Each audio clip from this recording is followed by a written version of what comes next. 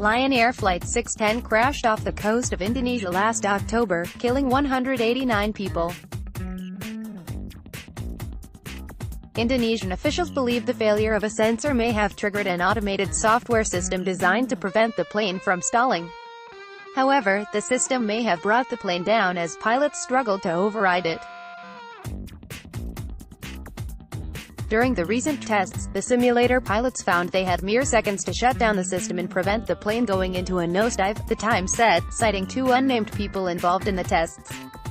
The system, known as MCAS, as originally designed and explained, left little room for error, according to the report. Those involved in the testing hadn't fully understood just how powerful the system was until they flew the plane on a 737 MAX simulator, the Times reported. At least some of the tests described by the Times took place over the weekend, the paper reported. On Saturday, pilots and training officials from Southwest Airlines, American Airlines and United Airlines met with Boeing officials to review updated software for 737 MAX planes in the Seattle area, where the model is assembled, multiple airline sources told CNN on Monday. The software updates are intended to decrease the chances of triggering the MCAS system. The pilots ran simulated flights, using the current and updated software, one of the sources told CNN, adding that each flight landed safely. MCAS is a key focus of the investigations into the Lion Air disaster and the crash of an Ethiopian Airlines Boeing 737 MAX 8 flight on March 10 that killed all 157 people on board. Both jets crashed minutes after takeoff, and in both cases the pilots reported problems minutes into the flights. Pilots transitioning to the Boeing 737 MAX 8 aircraft from older 737 models were given a short, self-administered online course that made no mention of the new system, pilots' union's spokesman for two American carriers told CNN. During the Lion Air flight's last minutes, pilots searched in a handbook for a way to stop the plane from nosediving, according to a Reuters report. The Trump administration grounded all Boeing 737 MAX planes indefinitely 3 days after the Ethiopia crash, and after the rest of the world had already done the same.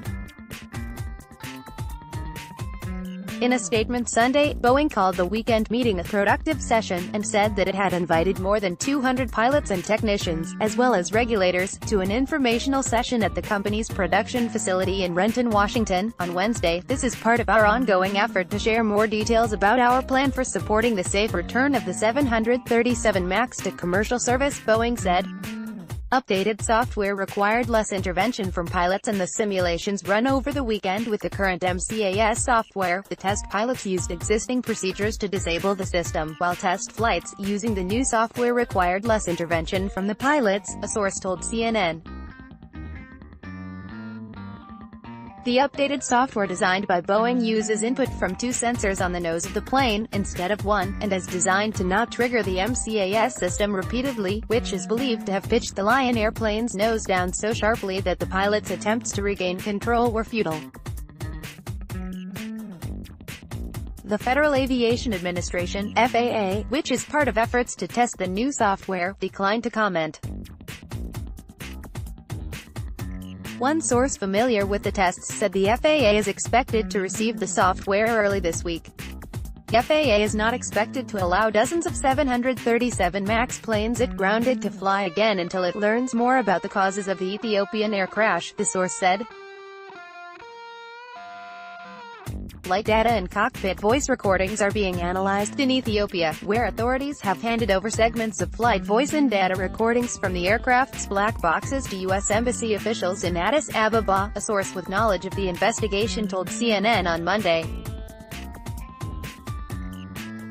CNN's David Shortell, Evan Perez, Gregory Wallace and Samira Jafari contributed to this report.